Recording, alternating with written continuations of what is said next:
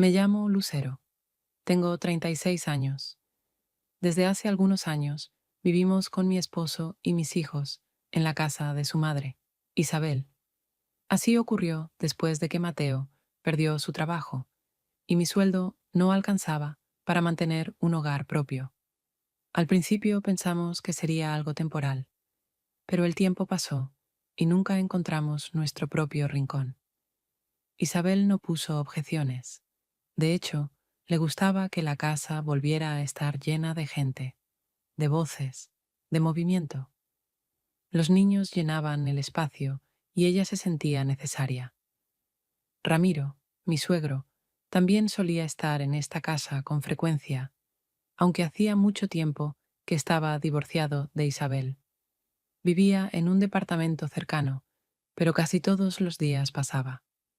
A veces para traer víveres, otras para arreglar una canilla o simplemente para cenar con la familia. Isabel nunca le cerró la puerta. Habían mantenido una relación cordial. Para los niños, el abuelo era una autoridad y un amigo. Esperaban con ansia su llegada. Aquella tarde, todos nos reunimos alrededor de la gran mesa del salón de Isabel. La mesa estaba llena de platos, pollo con hierbas, ensalada de remolacha, tostadas calientes. Los niños discutían sobre quién se sentaría más cerca del abuelo, y al minuto ya lo escuchaban atentos contar historias de su juventud. Ramiro hablaba con soltura, sabía escoger las palabras para hacer reír o hacer pensar a cada uno. Incluso Isabel, normalmente severa y concentrada en los quehaceres, sonreía al escucharlo. Mateo, en cambio, pasó toda la velada inclinado sobre el teléfono. Sus dedos se deslizaban por la pantalla, escribía a alguien o revisaba noticias. A mis preguntas respondía con frases cortas, sin interés. Cuando le recordaba alguna tarea doméstica, solo asentía sin levantar la vista.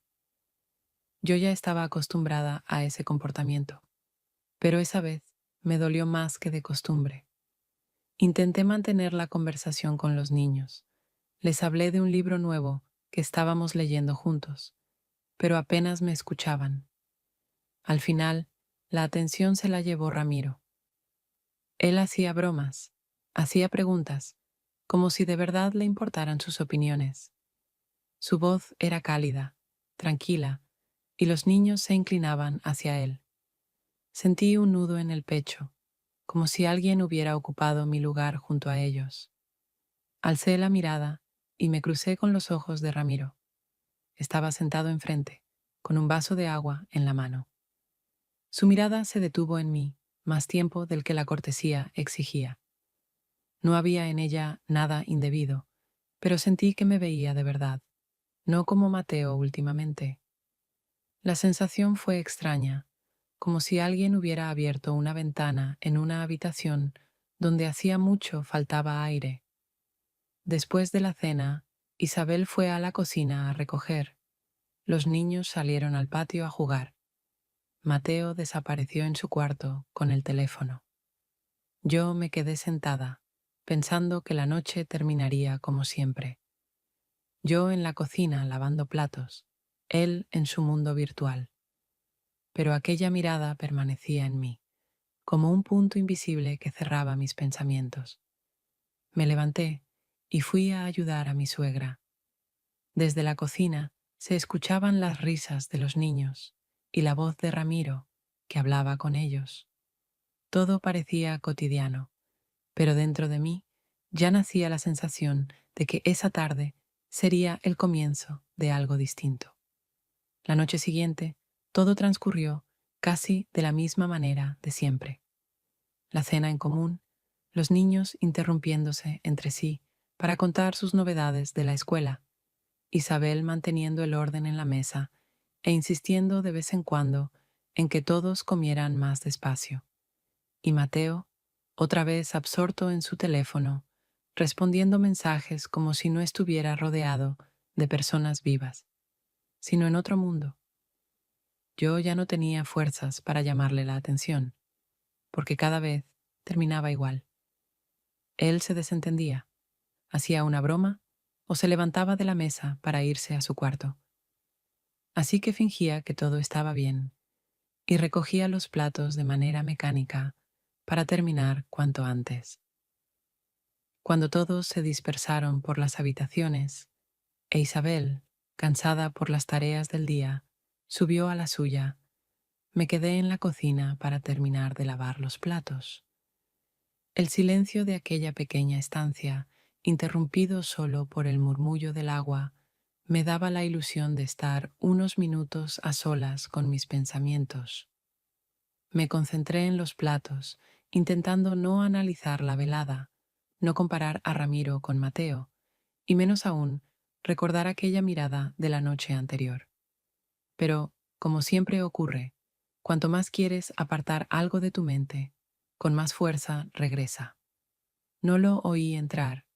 Solo cuando Ramiro dejó algunos platos junto a mí, comprendí que estábamos los dos solos. Se movía con calma, sin prisa, como si esa fuese su rutina de todos los días, y su presencia no parecía fuera de lugar. Me sorprendió que se quedara a ayudar, pues normalmente se marchaba después de cenar, pero no dije nada.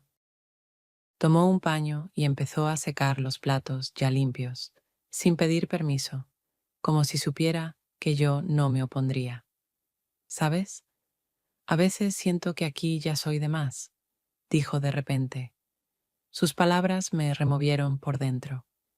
Su voz sonaba tranquila, pero llevaba escondida una tristeza bajo el tono ligero, y también una necesidad de ser escuchado. No sabía qué responder, pero antes de detenerme a pensar, las palabras se me escaparon. Yo también. Últimamente Mateo parece que ni me ve. Sentí que lo había dicho demasiado alto, demasiado directo, como si confesara algo prohibido. Nos miramos y vi en sus ojos una comprensión que hacía mucho no encontraba en Mateo. En ese instante no tenía que explicar lo doloroso que era estar junto a alguien que miraba a través de ti, lo duro que resultaba sentirse invisible día tras día, y al mismo tiempo cargar con la culpa por mi propio descontento. Guardamos silencio, pero la pausa no era incómoda. Estaba cargada de una sensación de complicidad que me asustaba y atraía a la vez. Tomé otro plato para disimular el temblor de mis manos, y Ramiro lo notó. No dijo nada, siguió secando, dándome espacio para recomponerme.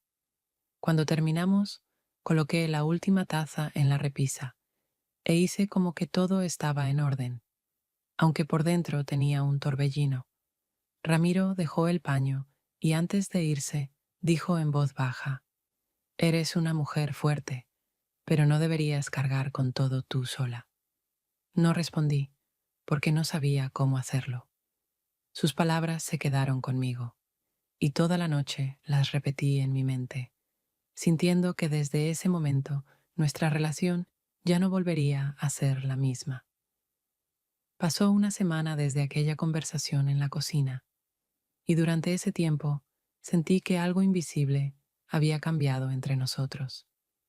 Ramiro empezó a aparecer en la casa de Isabel con más frecuencia de la habitual, y sus visitas ya no parecían tan casuales como antes.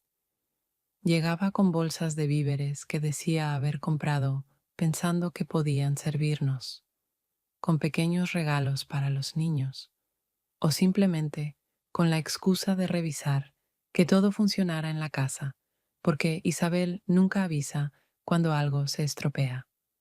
Sus explicaciones siempre sonaban lógicas, pero yo intuía que detrás había algo más que simple preocupación.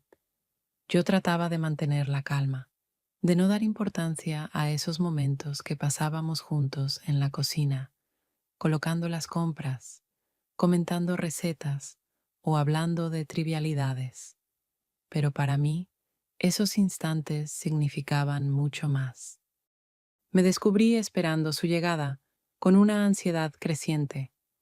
Mi corazón se aceleraba cada vez que escuchaba su voz en el recibidor, y hasta las tareas más banales cobraban un matiz distinto si él estaba a mi lado.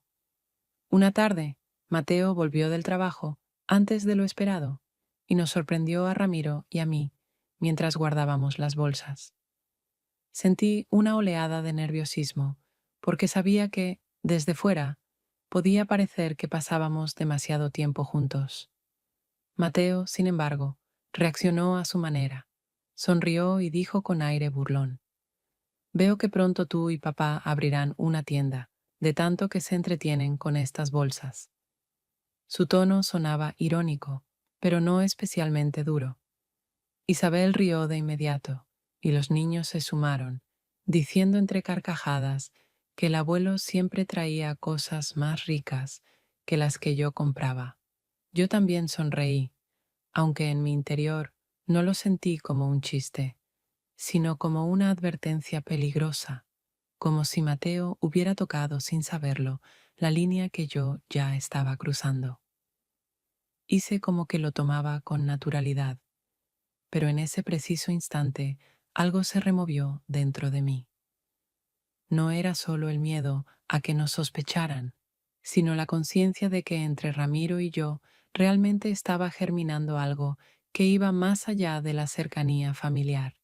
Comprendí que mi sonrisa no era un escudo, sino la primera señal de que estaba aceptando su atención de un modo distinto al que debía. Después de aquel episodio, intenté durante unos días mantener cierta distancia. Salía de la cocina cuando él entraba o forzaba conversaciones impersonales. Pero todo parecía artificial, forzado, como si luchara contra la corriente. Ramiro, por su parte, no hacía nada evidente. Actuaba como siempre, con calma y discreción. Y sin embargo, yo veía en sus ojos algo nuevo, una paciencia que me decía que esperaba a que dejara de huir. Esa espera, silenciosa y constante, era una señal más fuerte que cualquier palabra o gesto. Esa semana fue la primera vez que sentí que vivía en dos mundos: el de siempre, en el que era la esposa de Mateo y la madre de sus hijos, y otro, nuevo, aún indefinido, que empezaba a formarse entre Ramiro y yo. Y ese segundo mundo, aunque oculto a los demás, me parecía más real que el primero. Pasaron algunos días. Al regresar del trabajo y entrar en la cocina, me encontré con Ramiro allí. Había traído unos obsequios para los niños y varias bolsas pesadas de productos y, como tantas veces, comenzó a ordenar todo en los armarios con la naturalidad de quien lo hace cada día, aunque nadie le hubiera pedido tanto. Isabel, desde el salón, hablaba por teléfono con voz animada. Mateo estaba, como de costumbre, encerrado en su cuarto pendiente del móvil, y los niños jugaban en el patio, entre risas y carreras. De modo que él y yo quedamos solos, entre montones de bolsas, con el olor fresco de las verduras recién compradas y el perfume cálido del pan aún tibio de la panadería. Tomé una de las bolsas para ponerla sobre la mesa, pero era demasiado pesada. Enseguida Ramiro se acercó y extendió la mano para ayudarme. Nuestros dedos se encontraron en las asas de plástico, y entonces ocurrió lo inesperado. En vez de soltar al instante, ambos permanecimos así, unidos por ese objeto trivial, durante unos segundos que parecieron eternos. Su mano cubrió la mía con firmeza, pero con una suavidad contenida que me atravesó. Fue apenas un roce breve, sí, pero bastó para que en mí se desatara una oleada de sensaciones olvidadas. El corazón me golpeaba con fuerza, el aire se volvió espeso, y aunque él no pronunció palabra, entendí que aquel contacto no era casual. Su mirada lo decía todo. En ella no había ligereza ni ironía, sino una seriedad callada, grave, que reclamaba una respuesta. Yo sabía que debía apartarme, soltar la bolsa y fingir que nada había ocurrido. Pero no logré hacerlo enseguida. Era como si una parte de mí deseara permanecer en ese instante un poco más, como si quisiera probar la frontera que nos separaba. Cuando por fin retiré la mano, El rostro de Ramiro permanecía tranquilo, sin la más mínima sonrisa. Colocó la bolsa en la mesa y con gestos pausados empezó a sacar manzanas, plátanos y pan, como si nada hubiera pasado. Yo, en cambio, apenas lograba controlar el temblor de mis dedos. Al coger un cartón de leche, estuve a punto de dejarlo caer. De fuera, todo parecía absolutamente rutinario. Dos personas guardando la compra. Pero dentro de mí, sabía que aquel instante significaba más que decenas de noches junto a Mateo, compartiendo una mesa, pero sintiéndonos como extraños. Y aunque todavía no me permitía pensar en lo que ese roce podía traer, comprendía que permanecería conmigo largo tiempo, como una huella imposible de borrar. Terminé de ordenar los productos, bebí un vaso de agua para disimular la agitación y fingí normalidad. Ramiro salió de la cocina con paso sereno, dejándome sola entre bolsas medio vacías y pensamientos que no me daban respiro ni un segundo. Unos días después de aquel roce, apenas perceptible, pero cargado de significado, salimos toda la familia a dar un paseo por el parque cercano. El día estaba soleado, los niños corrían por los prados. Isabel se sentó en un banco para conversar con una amiga, y Mateo intentaba aparentar interés, aunque en realidad no dejaba de sacar el móvil cada pocos minutos, alejándose un poco para responder mensajes o atender llamadas.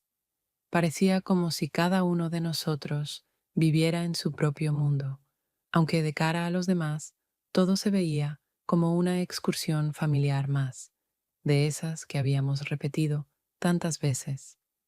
Al regresar a casa, ya al atardecer, empezamos a guardar las cosas en el garaje, aquel espacio abarrotado de trastos, cajas viejas, bicicletas de los niños, herramientas que Ramiro solía usar cuando venía a arreglar algo.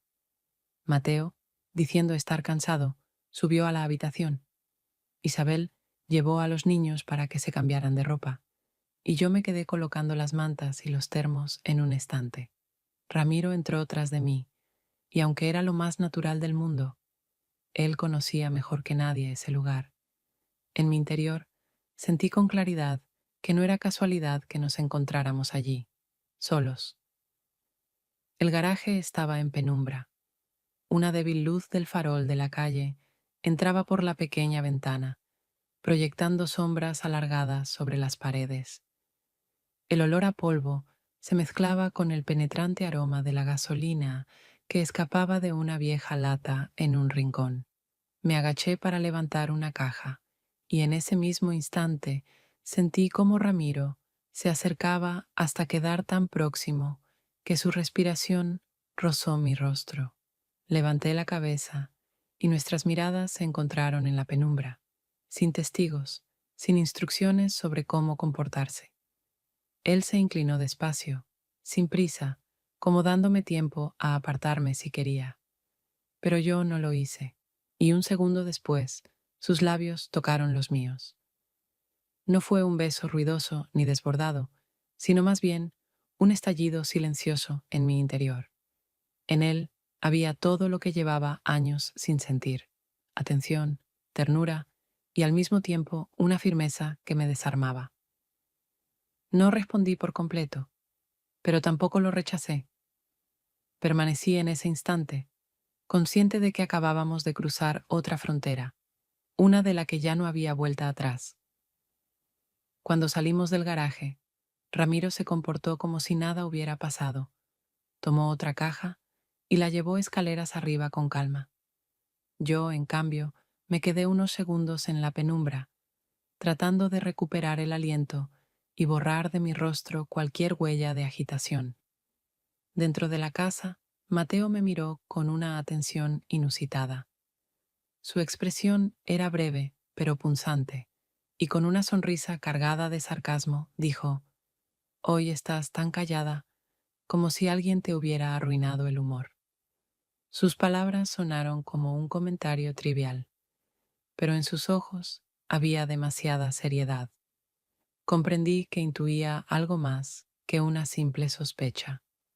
Sonreí, fingiendo indiferencia, y me dirigí a la cocina, repitiéndome que podía seguir controlando la situación, aunque, en el fondo, ya sabía que ese control se me estaba escapando de las manos.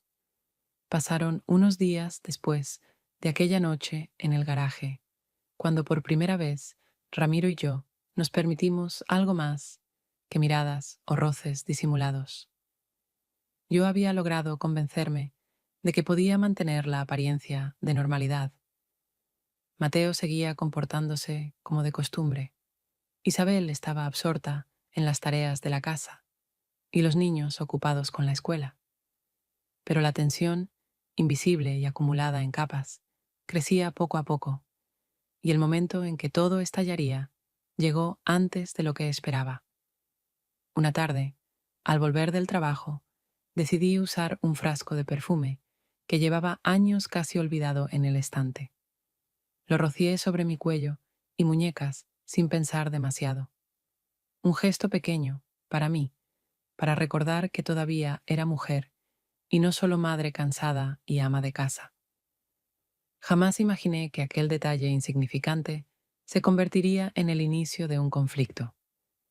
Al entrar en la cocina, Mateo estaba allí, como siempre, con el teléfono en la mano.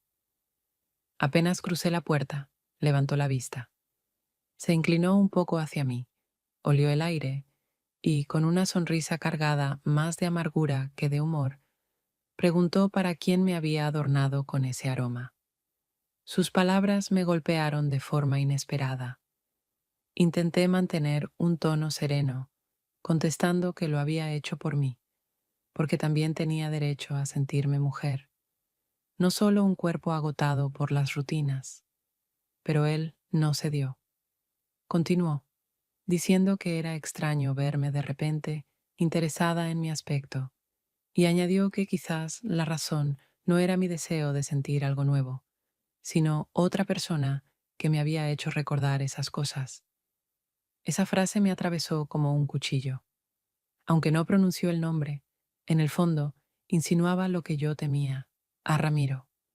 Una oleada de indignación me recorrió, y respondí con brusquedad que no pensaba justificarme por usar mi propio perfume, y que sus celos resultaban absurdos, especialmente cuando él pasaba tanto tiempo sin mirarme siquiera. Su reacción me sorprendió aún más. Empezó a defenderse, a la vez que me acusaba de estar demasiado irritable y de no apoyarlo en sus momentos difíciles. Y así, de una chispa trivial, pasamos a liberar todos los reproches guardados durante años. Yo le echaba en cara su ausencia, su indiferencia, su forma de vivir como si yo y los niños fuéramos invisibles. Él me recriminaba mi frialdad, mi distancia, mi incapacidad, según él, de comprenderlo. Ya no era una pequeña discusión, era un desahogo feroz, un ajuste de cuentas acumulado en silencio durante demasiado tiempo. Cada frase añadía una nueva capa de resentimiento, hasta que al final los dos callamos, exhaustos, quedándonos en extremos opuestos de la cocina. El silencio se instaló en la casa, pesado, opresivo, y ni siquiera las voces de los niños en la habitación contigua lograban disiparlo. Esa noche, acostada en la oscuridad, no pude dormir. Daba vueltas, mirando el techo, intentando comprender lo que había ocurrido. Sentía que la grieta entre nosotros ya no era secreta, se había hecho visible, expuesta, y ya no se podía cubrir con chistes ni conversaciones superficiales. Finalmente, tomé el teléfono. Mis manos temblaban mientras abría la pantalla de mensajes. Escribí unas palabras cortas, demasiado sinceras. No puedo dejar de pensar en el garaje. Pulsé enviar y supe en ese instante que no había marcha atrás. Me quedé allí, con el móvil en las manos, sintiendo que mi corazón latía con violencia, como si hubiera hecho algo mucho más grave que mandar un mensaje.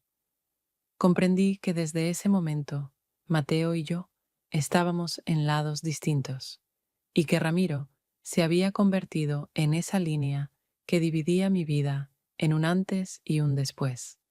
Al día siguiente, le dije a Mateo que tenía que salir a la farmacia porque se habían terminado las medicinas de nuestra hija. La excusa sonó tan natural y cotidiana que él ni siquiera levantó la vista del teléfono. Solo asintió y murmuró unas pocas palabras, como si le diera lo mismo cuanto tardara. En realidad, había quedado de verme con Ramiro en una pequeña cafetería al otro lado de la ciudad, un lugar donde solo solían estar estudiantes solitarios con sus portátiles, ancianos leyendo el periódico o parejas jóvenes a las que nadie prestaba atención. Caminé hasta allí con paso rápido, intentando mantener la respiración serena, aunque el corazón me latía con tanta fuerza que parecía que todos podían escucharlo.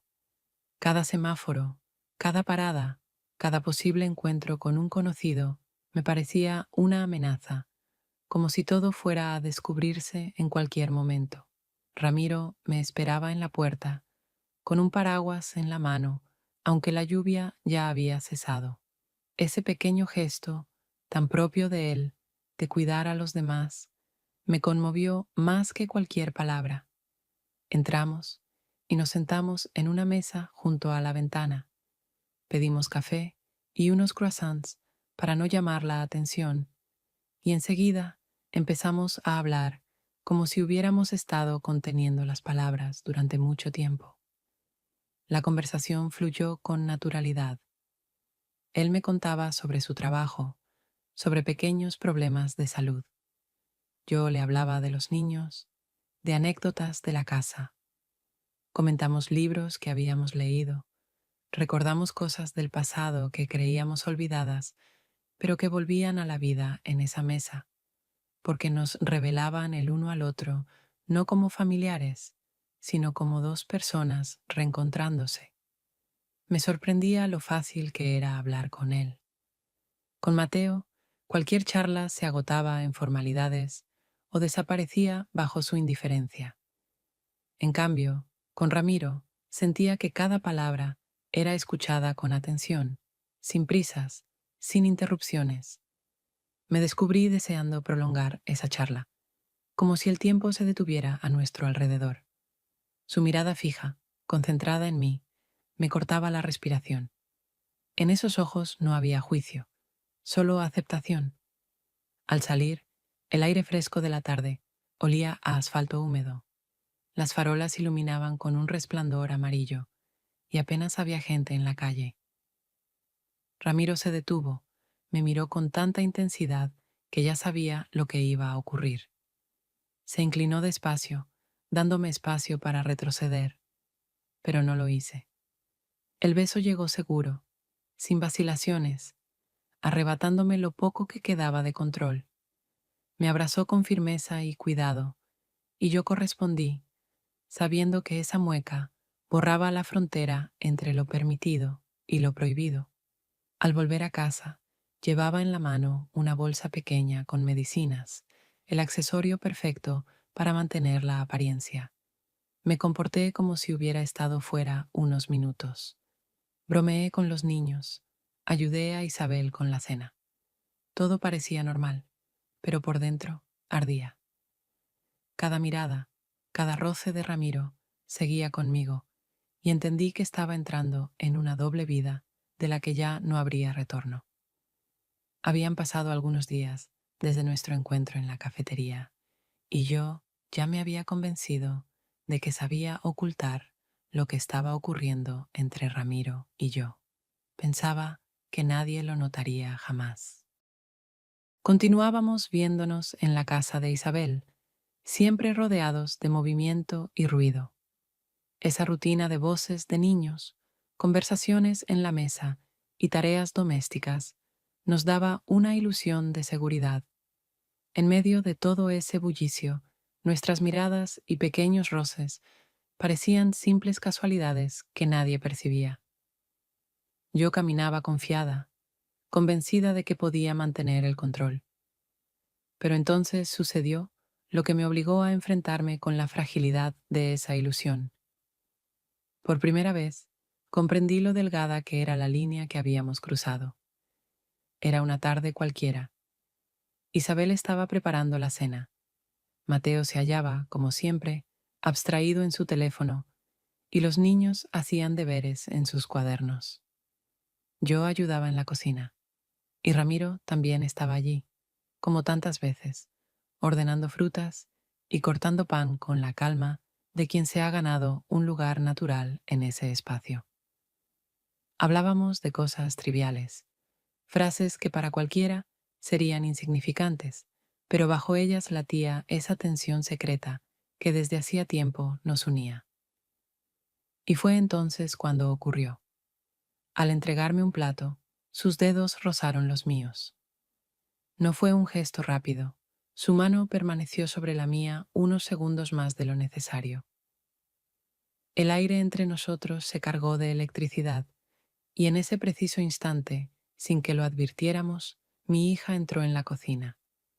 Se quedó parada en el umbral, con un cuaderno en las manos, observándonos.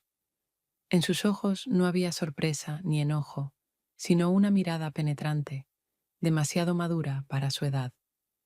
No pronunció palabra, simplemente miró, y aquella mirada fue un espejo cruel. Sentí una ola de vergüenza recorrerme el cuerpo. Comprendí al instante que, para ella, esa escena no podía ser explicada como un accidente. Los niños perciben lo que los adultos creen esconder, y su silencio pesó sobre mí más que cualquier reproche. Me aparté de golpe, fingiendo secar mis manos con un paño, como si no hubiera pasado nada. Ella, con calma inquietante, se dio la vuelta y salió, dejando tras de sí una quietud que me golpeó con más fuerza que cualquier acusación directa. Ramiro también lo entendió. Bajó la vista, dio un paso atrás y me dejó sola para manejar mi confusión. El resto de la tarde lo pasé con un nudo en el estómago. Intenté comportarme con normalidad, pero en mi interior se libraba una batalla. Sabía que mis actos habían dejado de afectar solo a mi matrimonio. Ahora alcanzaban a mis hijos. Ellos, inocentes, empezaban a ser testigos involuntarios de aquello que debía permanecer oculto. Me aterraba pensar qué conclusiones podía haber sacado mi hija. Y por primera vez comprendí con claridad que ya no podía engañarme a mí misma con la idea de que no estábamos rompiendo nada. Esa noche, al acostarla, intenté abrir conversación como siempre. Le pregunté por la escuela, por sus amigas, por sus tareas. Ella respondió con calma, con frases cortas, sin mostrarse fría, pero sin la ligereza habitual. No me hizo preguntas, no prolongó los temas, no buscó mi complicidad. Ese silencio entre nosotras se convirtió en un muro. Sentí que había perdido lo más valioso, la confianza de mi propia hija. Ramiro, aquella noche, permaneció unos minutos más en el salón hablando con Isabel y luego se marchó más tarde de lo normal. No hacía falta que dijera nada. Los dos sabíamos que lo ocurrido había cambiado todo. Por primera vez, nuestro secreto había asomado al exterior, encarnado en la mirada silenciosa de una niña que había visto demasiado. Pasaron algunos días después de que mi hija nos sorprendiera en la cocina, y durante todo ese tiempo viví con la sensación de que la tensión dentro de la casa estaba cambiando. Desde fuera, todo parecía igual. Isabel seguía ocupándose del hogar con la misma energía. Los niños se sumergían en sus tareas escolares. Mateo se refugiaba en su teléfono o en asuntos de trabajo, y Ramiro continuaba entrando con la misma naturalidad de siempre, con bolsas de compras o con cualquier excusa cotidiana. Sin embargo, yo no podía librarme de la certeza de que algo en el aire había empezado a volverse distinto, más denso, más frágil. Cada palabra mía, cada gesto, me parecía susceptible de delatarnos. Veía cómo mi hija evitaba las conversaciones largas conmigo. Esa distancia muda me hería mucho más que cualquier reproche abierto, porque era un recordatorio constante de lo que había presenciado y de lo que comprendía sin decirlo. Mateo, por su parte, había empezado a comportarse de otra manera. Exteriormente mantenía una calma fingida, incluso intentaba bromear, pero sus chistes ya no eran inocentes, estaban teñidos de un matiz amargo, de un filo que me helaba. Una tarde, después de la cena, Ramiro se quedó a tomar café. Nos reunimos en el salón. Los niños, como siempre, se abalanzaron sobre él, reclamando historias y chistes que contaba con la habilidad de un narrador nato. Sus voces llenaban el cuarto de risas, y yo, sentada cerca, trataba de aparentar serenidad, aunque por dentro estaba rígida, temerosa de que cualquier mirada demasiado larga me traicionara. Mateo permanecía frente a nosotros, con una taza en las manos, observando en silencio. Fingía concentrarse en el café, pero yo podía sentir su mirada fija, inquisitiva, estudiando cada detalle de la escena. Cuando las carcajadas de los niños se apagaron un instante, Mateo levantó los ojos y con una sonrisa cargada de ironía que no lograba ocultar la dureza de su voz, lanzó: "Es estupendo que siempre encuentres tan buena sintonía con él. Quizás yo deba ponerme en la fila a ver si consigo hablar contigo, aunque sea unos minutos". Su comentario se vistió de broma, pero el reproche oculto era evidente, tanto que me descolocó. Intenté devolverle una sonrisa ligera y respondí con evasivas, pero por dentro me recorrió un temblor helado. Comprendí que Mateo sospechaba mucho más de lo que estaba dispuesto a admitir. Ramiro, con su calma habitual, fingió no haber escuchado.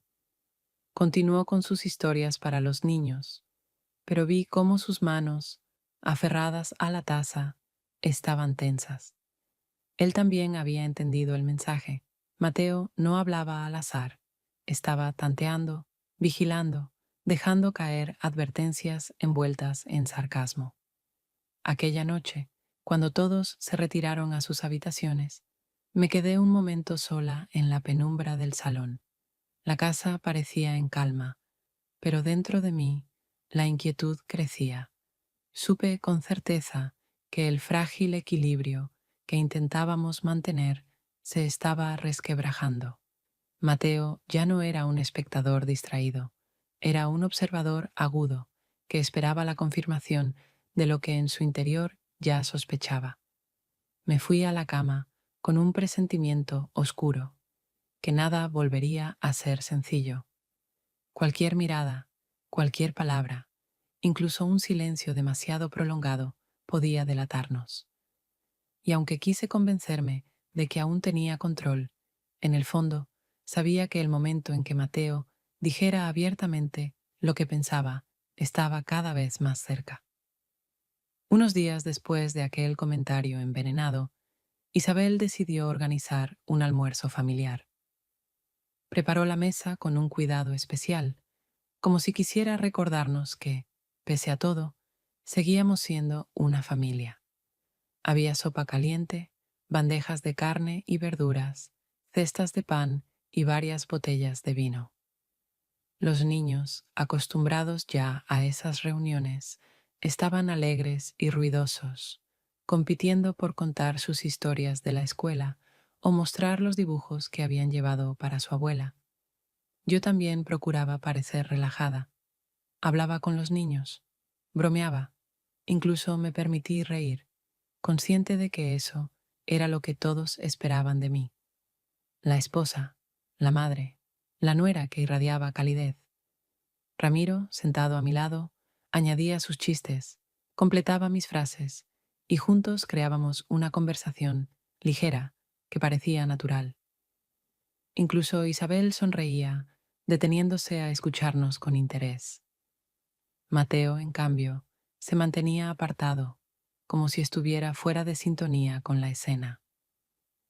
Casi no habló en todo el almuerzo, girando lentamente la copa de vino en las manos, mirando no tanto a nosotros como a través de nosotros, atento a cada detalle. Su sonrisa era rígida, una máscara sin alegría.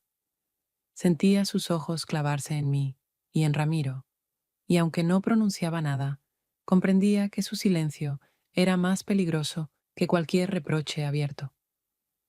En ese momento, supe que Ramiro y yo éramos actores en una obra doméstica. Decíamos las frases correctas, gesticulábamos lo justo, manteníamos la ilusión de armonía, pero en el fondo la tensión crecía minuto a minuto. Me sentía sobre un escenario donde cada gesto tenía valor, y bastaba un error para que cayera el telón y se revelara lo que ocultábamos con tanto esfuerzo. Desde fuera, la escena parecía perfecta. Los niños riendo, Isabel satisfecha, yo contando algo gracioso, Ramiro aportando historias del pasado. Mateo observaba en silencio, bebiendo su vino como si todo fuera normal. Pero yo sabía que tras esa apariencia, su sospecha se fortalecía, y cuanto más intentábamos lucir naturales, más parecía una farsa. Al final, cuando todos se levantaron de la mesa, Mateo apartó su silla con calma. Al pasar junto a mí, me lanzó una mirada breve, pero tan clara que no necesitó palabras. En ella estaba la confirmación de que ya lo había entendido todo, aunque aún callara. Esa mirada me acompañó todo el resto del día, y hasta en la noche, cuando intenté dormir, seguía viéndola, recordándome que el teatro continuaba, pero el espectador ya había descubierto el guión.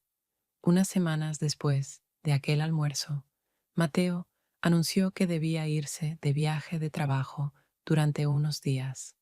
Lo dijo con tanta naturalidad que Isabel enseguida empezó a planear cómo entretener a los niños y organizar las rutinas. Él, mientras hacía la maleta, se mostraba seguro, incluso aliviado, como si le resultara más fácil marcharse de una casa donde la tensión se había vuelto insoportable. Yo fingía tranquilidad, lo ayudaba a doblar camisas, a guardar documentos en una carpeta, hablaba de cosas triviales, pero dentro de mí sentía un presentimiento ardiente. Su ausencia significaba que el frágil equilibrio con Ramiro estaba a punto de romperse. Esa noche, ya con los niños dormidos e Isabel en su habitación, la casa se hundió en un silencio familiar. Ramiro llegó tarde, casi como si hubiera esperado ese momento. Se plantó en la puerta con una mirada firme, la misma que yo ya conocía, y su voz sonó sin rodeos. Ya no puedo fingir que todo sigue igual. No necesitaba respuesta. La mía ya estaba en mi interior desde hacía tiempo. Quería dejar de ser sombra en mi propia casa, sentirme viva de nuevo. Di un paso al costado, dejándole pasar, y ese gesto bastó para entender que la frontera que tanto temíamos había quedado atrás. Entramos en mi habitación, un espacio demasiado familiar. La cama, el armario, la lámpara, las fotos de los niños en la repisa. Esa cotidianeidad hacía aún más irreversible el paso que dábamos. No fue como una escena de película romántica, no hubo palabras hermosas ni ternura perfecta. Lo que nos unió esa noche tenía más de desesperación que de amor, más de necesidad de sentirnos vivos que de construir algo duradero. Pero esa misma necesidad quemó los últimos restos de duda. Después, acostada, miraba el techo sin sentir alivio, sino una claridad dolorosa. Ya no podíamos llamarlos solo miradas, roces o besos furtivos. Habíamos cruzado definitivamente. Habíamos traicionado no solo a Mateo, sino la idea misma de familia que llevábamos años intentando sostener, aunque vacía. Ramiro se sentó en silencio, sin intentar buscar palabras. Ambos sabíamos lo mismo. No lo hacíamos por frivolidad, sino por cansancio de la nada en la que vivíamos. pero la comprensión no hacía más ligeras las consecuencias. Desde esa noche, cada encuentro con Mateo estaría marcado por el peso de lo ocurrido. Cuando Ramiro salió en la oscuridad, quedé sentada, sin apagar la luz. Sentía que la casa se volvía ajena, como si las paredes supieran demasiado. Y aunque me repetía que lo hecho no podía deshacerse, una certeza me atravesaba. Las verdaderas consecuencias aún estaban por llegar, y serían mucho más pesadas que la culpa que ya me devoraba por dentro. Cuando Mateo volvió de su viaje, la casa recuperó sus sonidos habituales, sus pasos fuertes en la escalera, el tintinear de las llaves sobre la mesa, las conversaciones con los niños sobre la escuela y las pequeñas compras que había traído. Todo parecía regresar a la rutina, pero desde el primer momento sentí que algo era distinto. Mateo estaba demasiado callado. Sus ojos se detenían en mí con demasiada frecuencia y hasta con los niños hablaba poco, como si su mente estuviera en otra parte. Yo sabía que intuía algo, aunque aún no lo dijera en voz alta. Solo por la noche, cuando los niños ya dormían e Isabel estaba en su habitación, Mateo rompió el silencio. Se quedó largo rato sentado en el sillón, con una copa de vino en la mano. Su silencio era tan denso que cada segundo pesaba como una sentencia anticipada. Finalmente, levantó la vista.